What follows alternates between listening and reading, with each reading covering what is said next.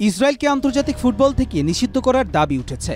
গাজায় ইসরায়েলের আগ্রাসনে মৃতের সংখ্যা ২০২৫ সালের জুন পর্যন্ত ৮০,০০০ ছাড়িয়েছে। এই পরিস্থিতিতে ইসরায়েলকে নিষিদ্ধ করার দাবি জানিয়েছেন সাবেক মিশরীয় ফুটবলার মোহাম্মদ আবু ত্রিকা।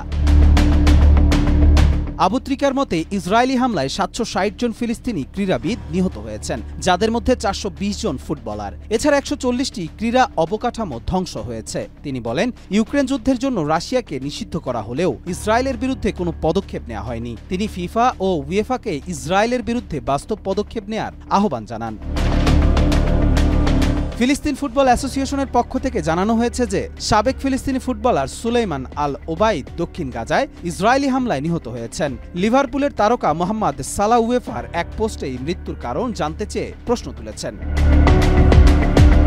অন্যদিকে উয়েফা ইসরায়েলকে নিষিদ্ধ করার বিষয়ে সরাসরি কোনো মন্তব্য করেনি। তবে ২০২৪ সালের ফেব্রুয়ারিতে উয়েফার সাধারণ সম্পাদক থিওডোর থিওডোডোরিস বলেছেন যে ইসরায়েল ও রাশিয়ার পরিস্থিতি সম্পূর্ণ ভিন্ন। উয়েফা গাজায় শিশুদের জন্য মানবিক সহায়তা ও পুনর্বাসন কার্যক্রম চালাচ্ছে এবং মাঠে শিশু হত্যা বন্ধ করুন, বেসামরিক মানুষ হত্যা বন্ধ করুন এমন বার্তা সম্বলিত ব্যানার প্রদর্শন করেছে। কবির চৌধুরী, মাই টিভি।